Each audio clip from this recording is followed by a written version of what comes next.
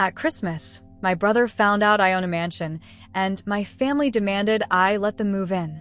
The cabin's wooden floorboards creaked beneath my feet as I arranged the final pine branch on the mantel. Outside, snow drifted lazily past frosted windows, casting long shadows across the living room. This Christmas would be different. After 8 years of silence, I had finally caved and invited my family to spend the holidays with me. "This is a mistake," I whispered to myself, straightening the last ornament on the modest tree I'd decorated. A mistake wrapped in tinsel and false hope. My name is Emma Carter, and in my family's eyes, I was a disappointment long before I left home at 22. The Carter family business, a chain of hardware stores spanning 3 counties, had been the centerpiece of our lives for 3 generations. My grandfather built it from nothing, my father expanded it, and my brother Daniel was groomed from childhood to inherit the empire. I was supposed to be the supportive daughter who would handle marketing and accounting while Daniel took the helm. There was just one problem. I wanted nothing to do with it. Art and architecture called to me from the time I could hold a pencil. I dreamed of designing buildings that would stand for centuries, not selling hammers and paint for the rest of my life. When I announced my intention to study architecture instead of business, the cold fight began. When I refused to reconsider after graduation, that turned nuclear. "You'll come crawling back," my father had said, his voice eerily calm as he watched me pack my suitcase. "The real world isn't kind to dreamers, Emma." My mother stood in the doorway, arms crossed. "Your brother would never put himself before this family." Daniel, 2 years older and already working as Dad's right hand, didn't even come upstairs to say goodbye. His silence hurt more than my father's anger or my mother's disappointment. I left with $235 in my bank account, a suitcase of clothes, and my portfolio of designs. No car, no support, no safety net. The memory still stung as I checked my watch. They would arrive any minute. I'd rented this cabin in Vermont specifically because it felt neutral, not my territory, not theirs. Just a peaceful place where perhaps time might have softened the jagged edges between us. I'd achieved more than survival in those 8 years. After struggling through architectural school, working 3 jobs, sleeping 4 hours a night, and living on ramen noodles, I'd caught a break. One of my professors recommended me for an internship at Westfield and Associates, a prestigious firm specializing in sustainable luxury properties. My designs for energy-efficient mansions caught the attention of the firm's founder, and within 4 years, I became a partner. 2 years later, I started my own company. But my family didn't know any of this. Our only contact had been Christmas cards with no return address and the occasional brief email when absolutely necessary. I'd kept my success hidden, partly out of pride, partly because I knew exactly what would happen if they discovered it. The sound of tires crunching snow jerked me from my thoughts. A minivan pulled up, followed by my parents' luxury sedan. My heart hammered against my ribs as I watched them emerge. First Daniel, then his wife Melissa, whom I'd never met, and their 2 children. Behind them, my parents stepped out, older now but still carrying themselves with the same rigid posture I remembered. Deep breaths. I reminded myself, it's just 3 days. The knock came, 3 sharp raps that seemed to echo my racing pulse. I plastered on a smile and opened the door. "Emma," my mother said, her gaze sweeping over me critically before moving past to assess the cabin. "You look healthy." My father nodded curtly, handing me a bottle of wine without making eye contact. "Decent place you've got here." Daniel stepped forward, taller than I remembered, his familiar smirk now accompanied by a designer watch and tailored coat. "Little sister," he said, pulling me into a stiff hug that felt more like a formality than affection. "Still the bohemian, I see." His wife offered a polite smile that didn't reach her eyes. Their children, a boy about 7 and a girl perhaps 5, stared at me with undisguised curiosity. "Aunt Emma doesn't have a Christmas tree like ours," the little girl announced loudly, pointing at my modest decorations. "That's because Aunt Emma can't afford one like ours," Daniel said with a chuckle that made my skin crawl. "Not everyone makes the right choices in life, sweetie." And there it was, not 5 minutes in, and already the reminder that I was the family failure, the cautionary tale they probably told their children. I bit my tongue, determined not to let the old anger rise. This was supposed to be about peace. As they disappeared upstairs with their luggage, I retreated to the kitchen, gripping the counter until my knuckles turned white. What had I expected? That 8 years would transform them into different people? That they would suddenly respect the path I'd chosen? Dinner that evening was a masterclass in passive aggression. My mother picked at the meal I'd prepared, making comments about store-bought pasta sauce. My father dominated the conversation with tales of the business's expanding success, pointedly describing the vacation home they'd purchased in Florida. Daniel chimed in with stories of his children's private school and the luxury cruise they'd taken last summer. Not once did anyone ask what I'd been doing, how I'd been living, whether I was happy or successful, or even surviving. They assumed the modest cabin was all I could afford, that I was still struggling while they thrived. After dinner, while Daniel's wife bathed the children and my parents settled in the living room with their wine, Daniel cornered me in the kitchen. "Must be tough," he said, leaning against the counter as I loaded the dishwasher. "Seeing how well everyone else is doing." I met his gaze steadily. "I'm doing just fine, Daniel."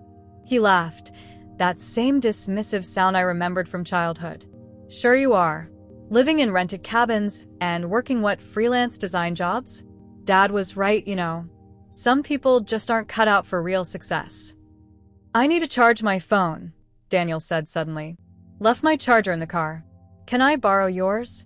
I nodded toward my bag on the kitchen chair. In the front pocket. He rummaged through my bag, and I thought nothing of it until I heard a sharp intake of breath.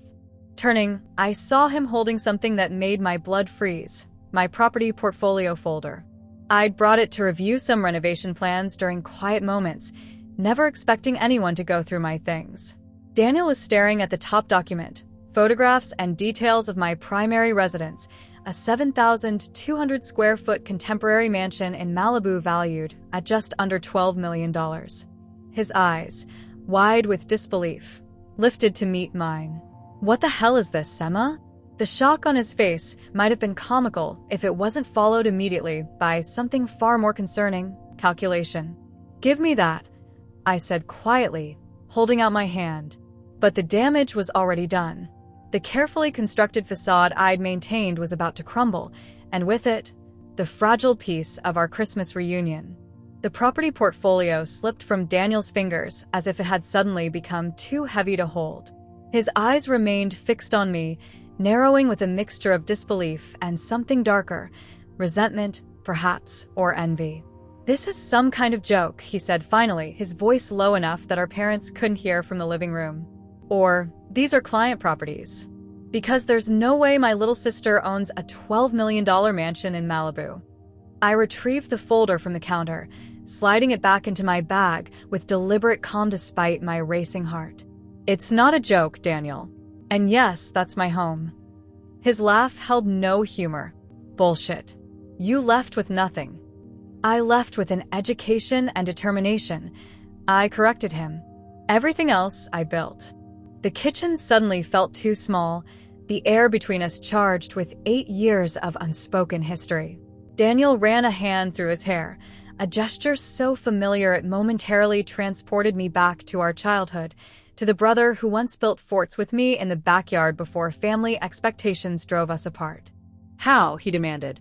I considered lying, considered downplaying my success, but something in me rebelled against diminishing what I'd worked so hard to achieve. "I'm the founder and principal architect of Horizon Design Group. We specialize in sustainable luxury properties." Recognition flickered across his face.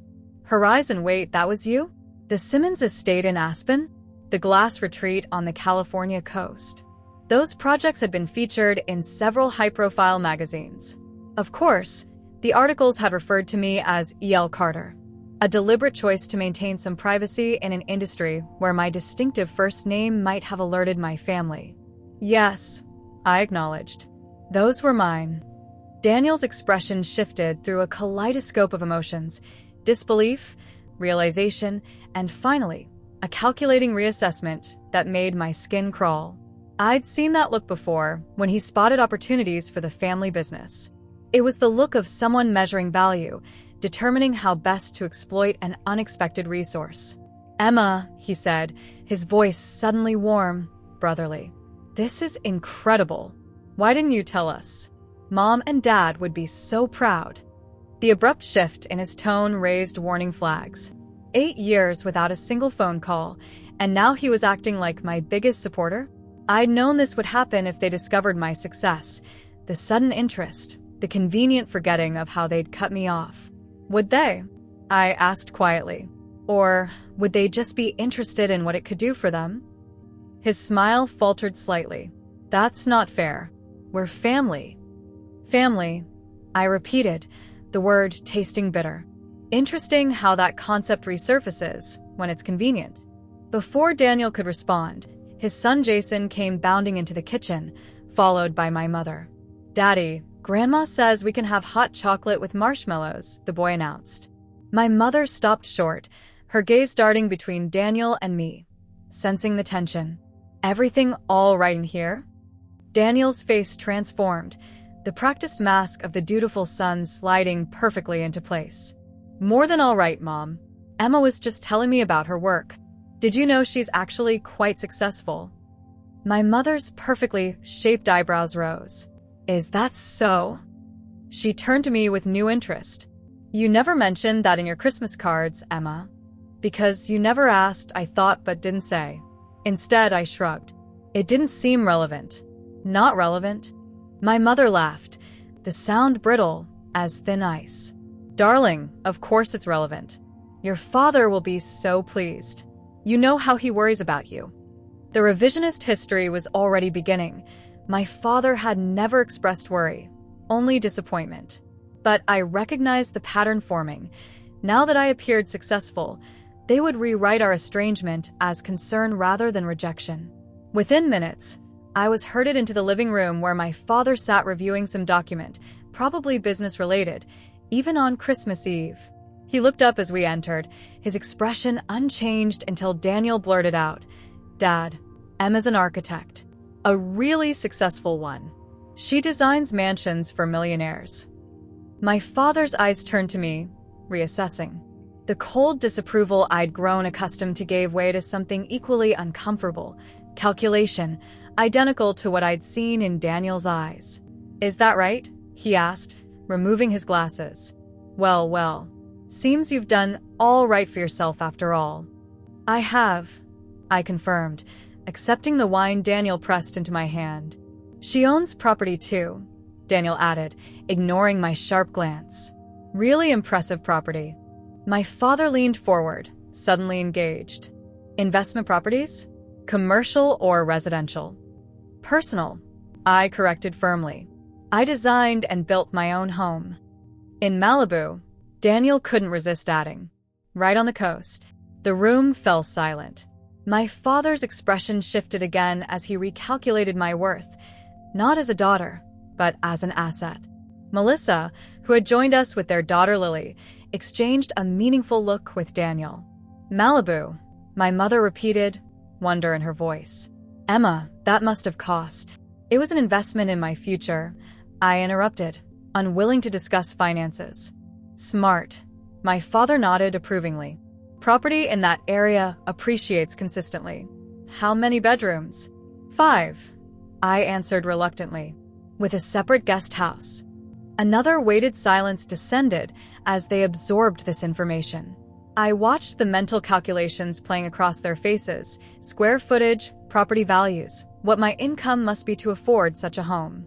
"A guest house," my mother mused, her voice light but her eyes shrewd.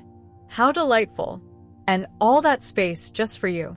And there it was, the first probing question, the thin edge of the wedge. "I enjoy my space," I said carefully. "And I often work from home." "Still," Daniel chimed in, "must get lonely in a big place like that." I took a long sip of wine, buying time.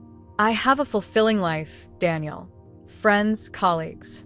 I'm rarely lonely, but no family nearby," my mother pointed out, her voice dropping into the concerned tone she'd perfected over years of manipulation. "We've missed you, Emma. All these years apart, it's not what any of us wanted. I nearly choked on my wine. Not what they wanted. They'd made their position crystal clear when I left. Family meant following the prescribed path, and I had chosen differently. The coordinated guilt trip continued as my father joined in. Families should be together. That's what matters in the end. Not careers, not money. Blood. The irony was so thick I could have cut it with a knife. These same people who had valorized career and money over my happiness were now preaching family values, conveniently after discovering I had resources they might access. As we clinked glasses, their faces alight with plans they were already making without my input, I realized with perfect clarity, this Christmas reunion wasn't a reconciliation. It was just the beginning of a whole new battle. Christmas morning dawned with an unsettling brightness.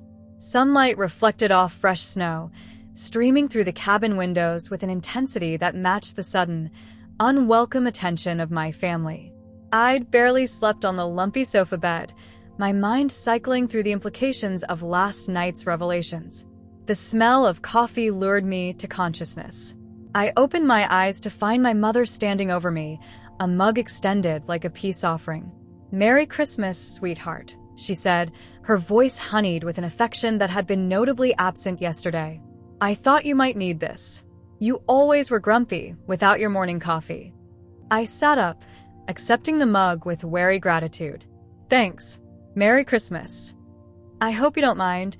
I took the liberty of starting breakfast. The children are so excited about presents, but I told them we should let Aunt Emma sleep a little longer."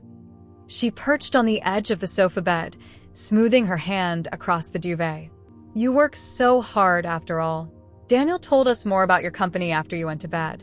Of course he had. I could imagine the conversation, my brother positioning himself as the proud sibling while extracting every detail he could about my financial situation. The next few hours unfolded like a surreal play where everyone except me had rehearsed their lines. Daniel's children suddenly wanted to sit beside me as we opened presents, peppering me with questions about my castle by the ocean. Melissa complimented my classic style while dropping hints about her interior design aspirations. My father, previously distant, now sought my opinion on investment opportunities. "The market in California is really something," he remarked casually over breakfast. "Volatile but potentially very rewarding. You must have excellent connections in real estate out there." "Some," I acknowledged cautiously. "You know, your brother has quite the head for property development," he continued. "The two of you could be quite the team, your design sense, his business acumen." Daniel beamed at this, raising his coffee mug in agreement. "Dream team," he echoed. "Just like we always planned when we were kids." I nearly choked on my pancake. There had never been any such plan. This revisionist history was becoming more brazen by the hour. "I don't recall that plan," I said carefully. "Oh, you were always sketching little houses," my mother interjected smoothly. "And Daniel would say he'd sell them for you." It was adorable. The gaslighting was so blatant, I almost laughed. What I remembered was Daniel tearing up my sketches when I received praise from art teachers that he didn't.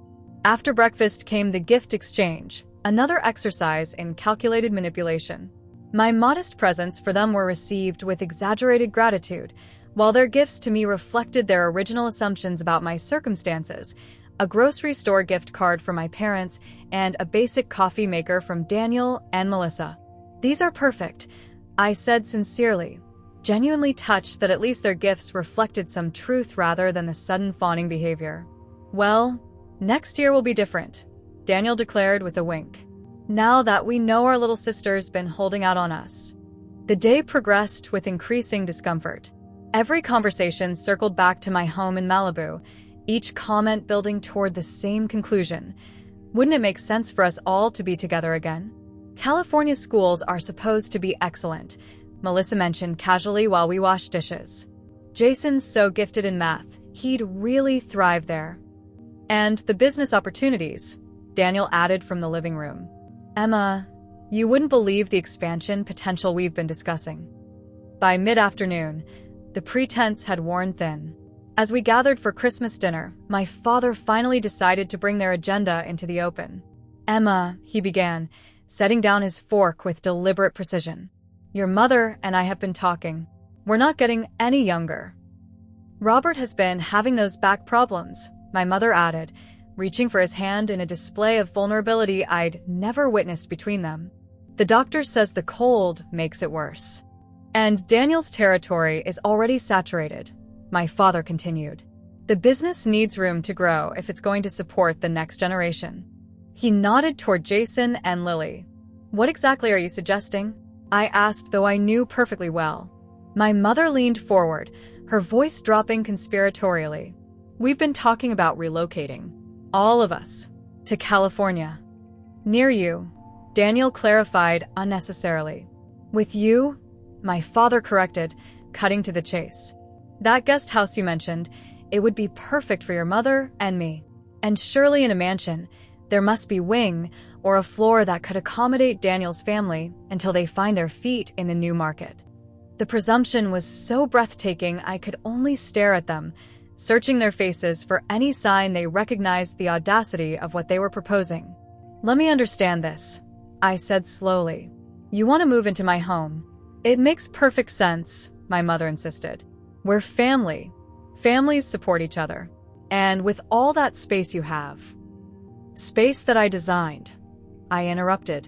Space that I paid for. Space that belongs to me.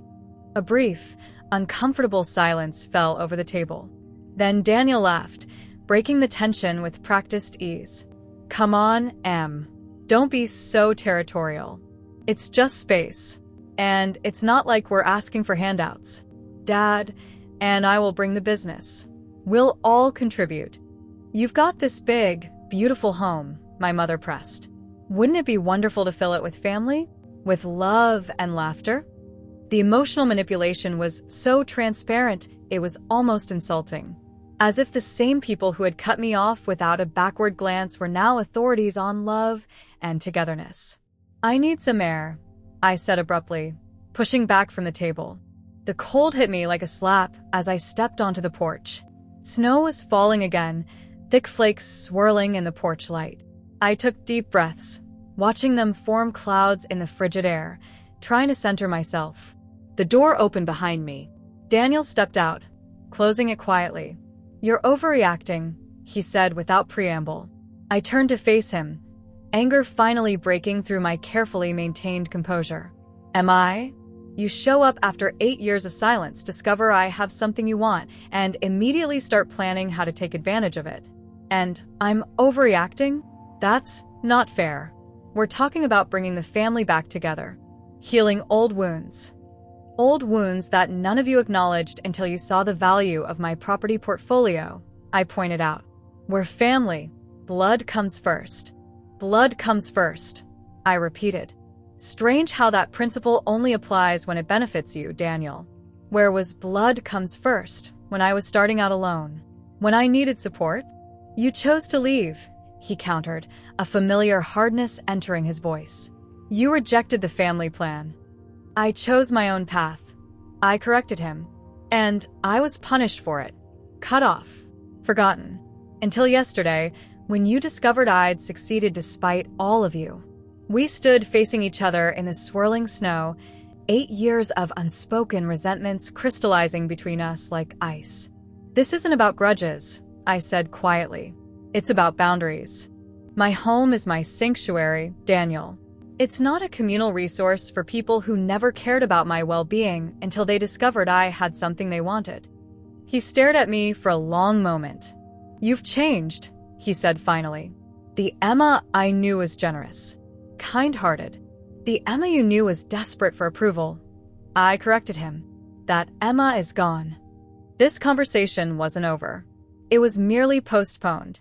And as I took my seat back at the table, accepting a slice of pie with a smile that didn't reach my eyes, I realized with absolute clarity that the battle for my space, my sanctuary, my hard-won independence, had only just begun.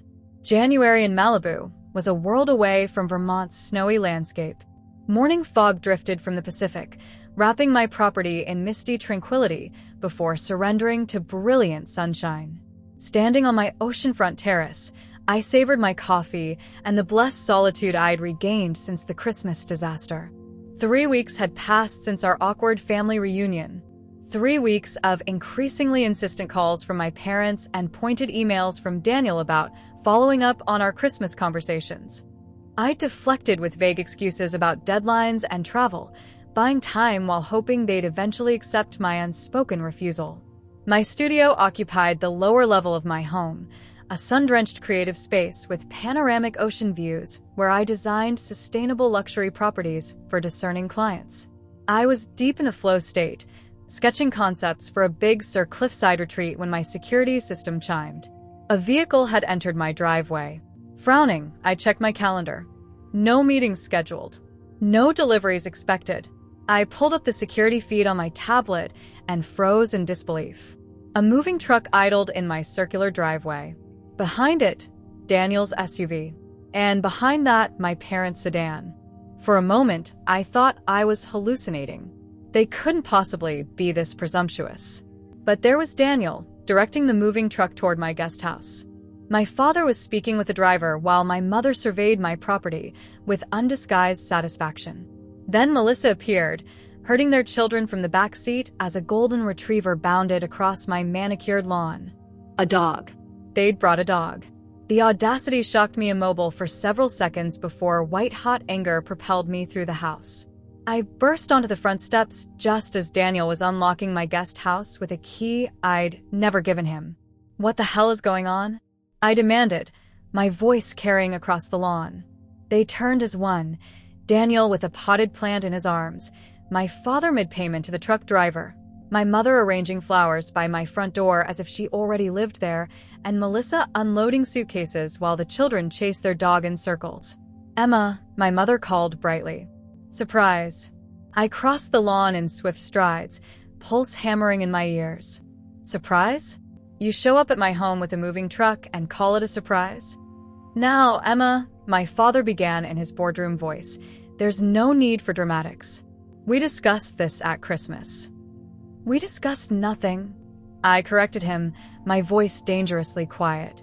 "You proposed an absurd idea that I never agreed to." Daniel set down his plant, adopting his negotiator tone. "We figured it would be easier to just get settled. You've been so busy, and this way we could handle all the logistics without bothering you." "Without bothering me," I repeated incredulously. "By breaking into my property?" "Breaking in?" My mother laughed as if I'd made a charming joke. "Daniel had a key made from the one in your bag at Christmas. We're family, darling. It's hardly breaking in." The casual admission of theft and violation stunned me momentarily speechless. The moving truck driver approached my father. "Where do you want the bedroom sets, sir?" "The dining table?" My father pointed toward the guest house. "Start with the master suite in there. The rest goes in the east wing of the main house." "Nothing goes anywhere," I interjected sharply. "This moving truck is leaving." "Now." "With everything still in it." The driver glanced between us, sensing the tension. "There's been a misunderstanding," my father explained to him. "Family matter. Perhaps you could give us a moment." As the driver retreated to his truck, my father turned to me with a stern expression that had intimidated me throughout childhood. "Emma, you're making a scene? The movers are on an hourly rate." "I don't care if they charge by the second," I snapped. "You have no right to be here. Any of you." My mother approached, her face a mask of wounded concern. "Darling, we've already given notice on our house. Daniel's put us on the market.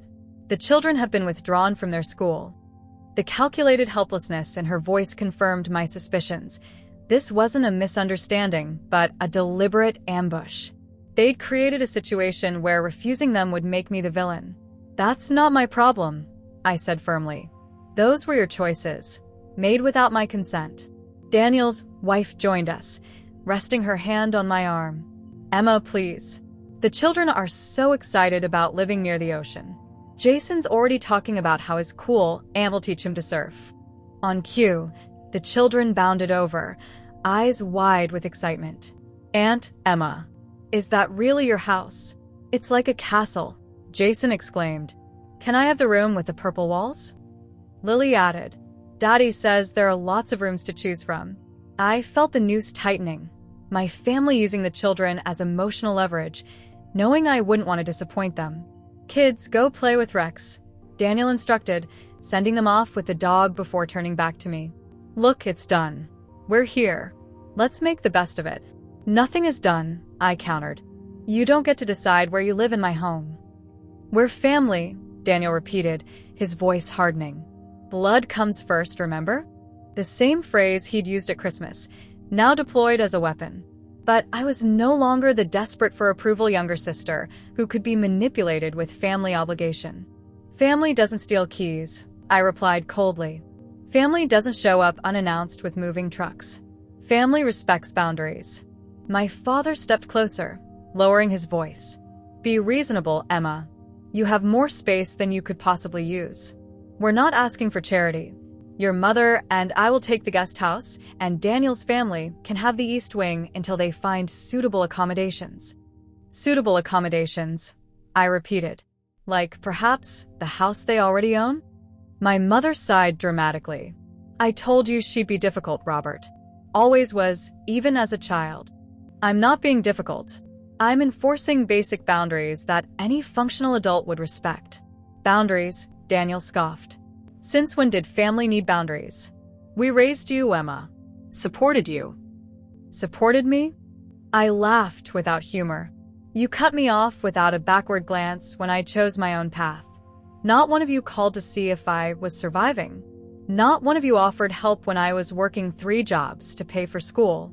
You didn't care about me until you discovered I had something you wanted." An uncomfortable silence fell over the driveway.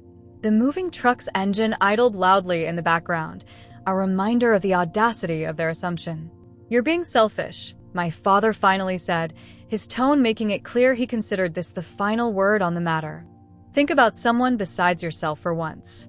Something inside me snapped, the last thread of obligation that had kept me tethered to their approval.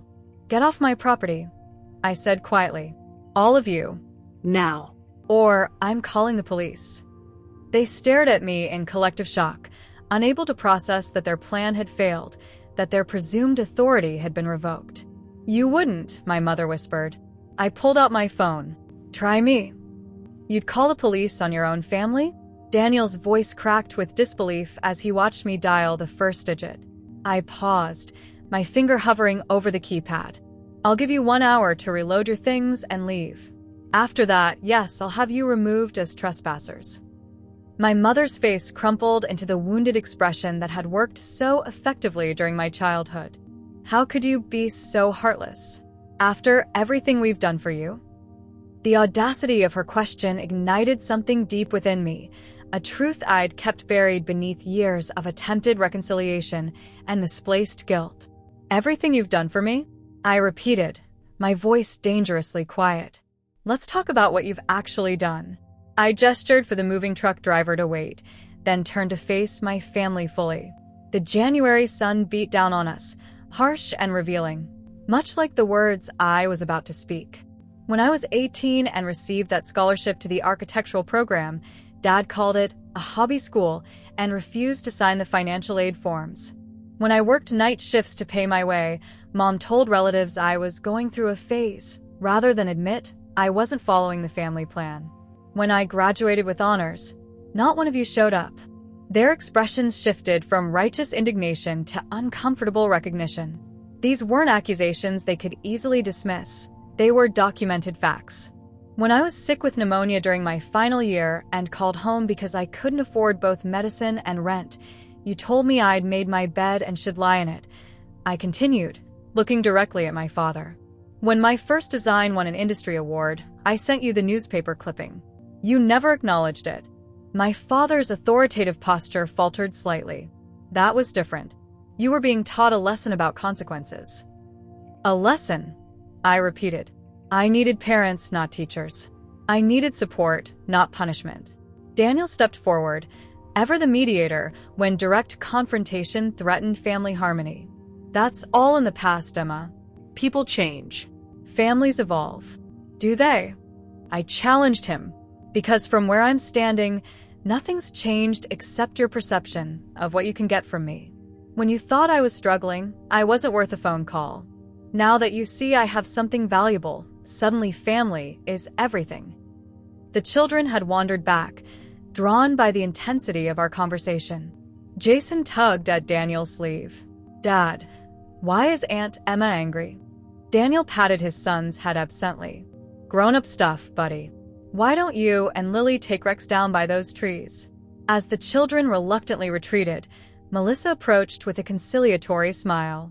"Emma, we understand you're upset about the surprise. Maybe we should have called first. But surely there's a compromise here." "This isn't about a surprise or poor planning," I replied. "This is about respect and boundaries. You can't simply insert yourselves into my life after 8 years of silence and expect to be welcomed with open arms. We're not asking for handouts," my father insisted, his business voice taking over. "We have resources. We could contribute to the household expenses. Maybe even invest in your firm." The transparent attempt at negotiation only reinforced my resolve.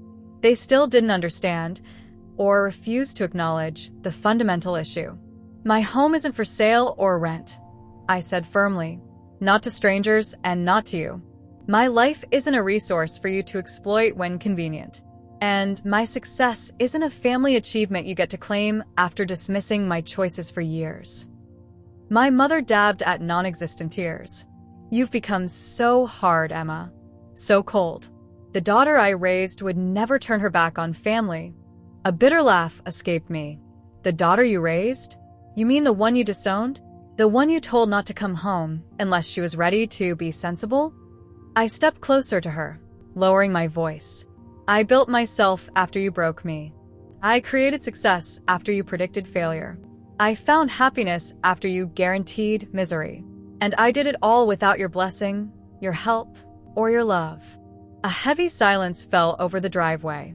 Even the ocean seemed to quiet, as if listening to truths long overdue. "You'll regret this," Daniel finally said, his voice cold. "When you're alone in this big, empty house, you'll wish you'd made different choices today." "I'm not alone," I corrected him. "I have friends who value me for who I am, not what I own. I have colleagues who respect my talent, not my family name. I have a life I built on my terms." "And what will people think?" my mother demanded. "When they hear how you've treated us?" "I don't care what people think," I replied honestly. "That was always your concern, not mine. But if you're worried about appearances, feel free to tell everyone the truth, that you abandoned your daughter when she needed you most, and only came crawling back when you discovered she had something you wanted." My father's face darkened with anger. "You've clearly forgotten what family means, Emma." "No," I countered quietly. "I've finally remembered what it should mean. Unconditional support, respect for choices, celebration of differences. Real love doesn't come with strings or show up only when there's something to gain." I gestured toward the moving truck. "Your time is ticking.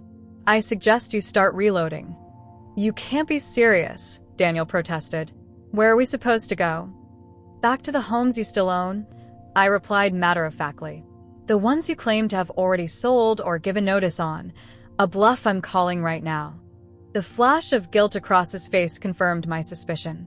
They'd never actually committed to the move. They'd simply assumed I would cave under pressure and manipulation. My mother approached, reaching for my hand. "Emma, please. Let's not end things this way." I stepped back from her touch. "This isn't an ending, Mom."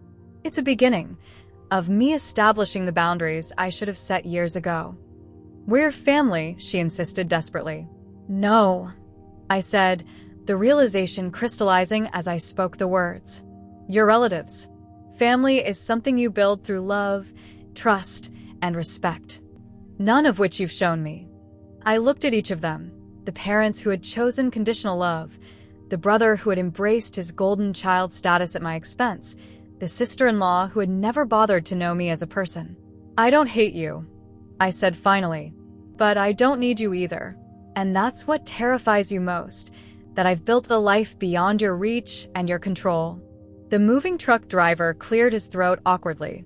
"Ma'am, should I start unloading or?" I turned to him with a calm smile. "Definitely not. My family was just about to instruct you to return everything to their homes. My father's jaw tightened, but even he recognized when a battle was lost.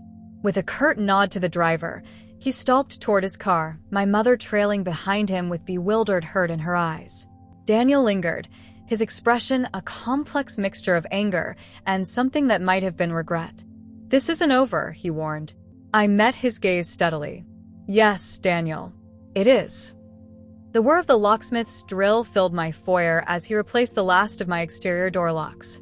The security technician worked simultaneously in my home office, installing cameras that would monitor every entrance to my property. It was Friday evening, less than 6 hours after I'd watched my family's caravan retreat down my driveway in defeat. "All set, Miss Carter," the locksmith said, handing me a set of new keys. Every exterior door has been changed, including the guest house and studio entrances. I thanked him, the weight of the keys in my palm both reassuring and somehow sad. This was a necessary precaution, not paranoia. Daniel's willingness to make a copy of my key without permission had revealed just how little respect they had for my boundaries. After the technicians left, I walked through my empty house, the sudden quiet both welcome and disorienting after the day's confrontation. The setting sun cast long shadows across my living room, illuminating the space I designed to be both beautiful and deeply personal. My sanctuary. My achievement. My phone buzzed with a text from my assistant, Miranda. "That lawyer you asked about is available Monday at 10 a.m. Should I confirm?" "Yes," I replied. "Tell her I need to discuss a cease and desist letter and potential restraining orders if necessary." The response came immediately. "Done. Are you okay? Need company tonight." I smiled at her concern. This was what real support looked like. Straightforward offers of help without manipulation or hidden agendas. "I'm good. Just need some quiet." Rain check for Sunday brunch. After a light dinner on my terrace overlooking the Pacific, I settled into my home office to review client projects, determined not to let family drama derail my professional commitments. The familiar immersion in creative work soothed my frayed nerves, reminding me of the path I'd chosen and why it had been worth the price. My concentration was broken by my phone ringing, Daniel's name lighting up the screen. I silenced it and returned to my blueprints. 5 minutes later, a text notification appeared. "You're making a terrible mistake. Dad's got connections with the building department in Malibu. Think about what this feud could cost your business. We're still willing to forgive you if you reconsider." The thinly veiled threat confirmed I'd made the right decision. I blocked his number without replying. By Monday morning, my lawyer had drafted a cease and desist letter demanding that my family stop all attempts to contact me or access my property. By Tuesday, it had been delivered via courier to both my parents' and Daniel's homes. The immediate response was digital, a barrage of emails from my mother cycling through guilt, anger, and performative concern about my mental state. My father's single message was characteristically blunt: "You'll regret choosing pride over family." I forwarded each message to my lawyer without reading beyond the subject lines. This wasn't about pride. It was about self-preservation. 3 weeks passed in blessed calm. I threw myself into work, finalizing designs for an eco-resort in Big Sur and beginning preliminary sketches for a community of affordable, sustainable homes, a passion project I'd wanted to pursue for years. The wounds from the family confrontation began to scab over, if not heal completely. Then Miranda called one morning, her voice tight with restraint. "You might want to check Facebook," she said. "Your brother's gone public."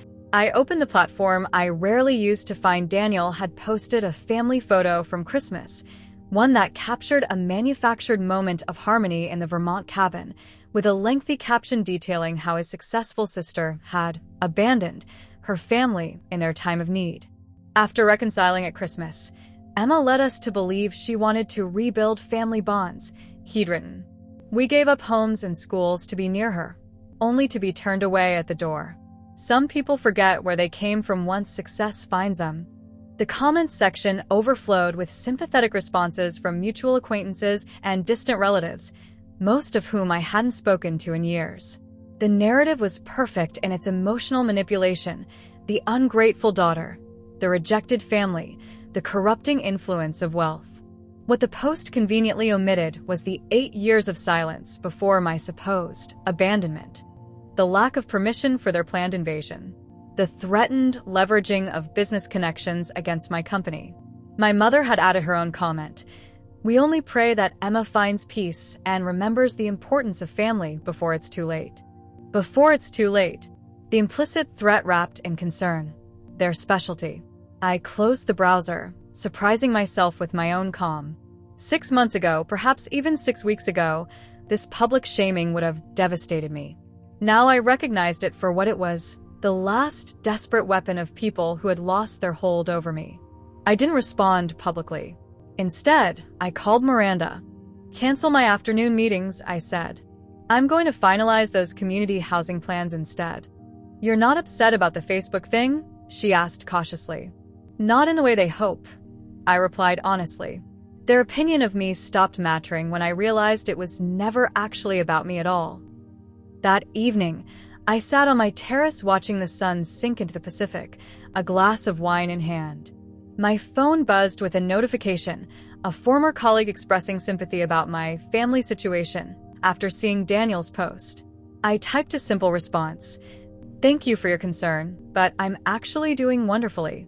I found that sometimes the family we choose is more nurturing than the one we're born into. As I hit send, a profound sense of peace washed over me. The mansion surrounding me suddenly felt different, not just a symbol of professional success, but a testament to personal growth. Within these walls, I'd created not just a home, but a self strong enough to withstand the gravitational pull of toxic family dynamics. I raised my glass to the horizon, making a silent toast to boundaries, to chosen family, to the courage it takes to protect your peace. The next morning, I began designing an addition to my home, not for returning family members, but for a dedicated art studio where local children could take weekend architecture classes. The spaces we create, after all, should reflect our truest values. Mine would be built on generosity offered freely, not extracted through obligation. My mansion remained mine, a sanctuary rather than a battlefield. And with each passing day, the silence from my family felt less like punishment and more like the gift it truly was, freedom. This Christmas, I decided I would host a different kind of gathering. One filled with friends who celebrated my choices. One where love came, without conditions, and support without invoices. One that honored the most important thing I'd built in all my years of architecture. Not walls of concrete and glass, but boundaries strong enough to protect the life I'd fought to create.